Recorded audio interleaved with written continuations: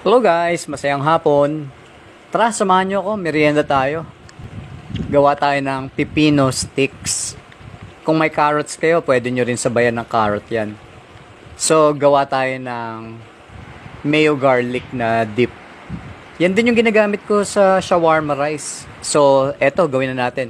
Minins ko lang yung garlic. Basta tansya-tansya, eto lang yung mga ingredients. Minins ko yung garlic and then patakan natin ng lemon juice.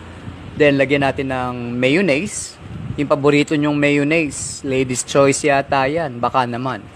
And, syempre, lalagyan natin ng gatas or cream kung ano meron sa inyo. Pero, evap, Alaska evap, okay na ako. Baka naman.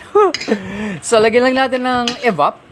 And then, ayan, yung mga spices natin. Salt and pepper, tsaka garlic powder. Garlic powder actually is, optional. Kasi may garlic na yan na totoo, di ba? So, McCormick, salt and pepper, garlic powder, baka naman. And then, haluin lang natin. Sa akin, pinatakan ko yan ng konting-konting sesame oil. Pero, totally optional na kasi matitikman nyo naman lasa niyan. And then, i-drain lang natin yan kung ayaw nyo nung garlic. Minsan, gusto ko yung garlic na nakakain. Pero kung ayaw nyo, ayun, i-drain nyo lang. And then, ready na itong mayo garlic dippings natin. So, healthy merienda for now, guys. So, pipino sticks with mayo garlic sauce. So, if you like this video, please follow.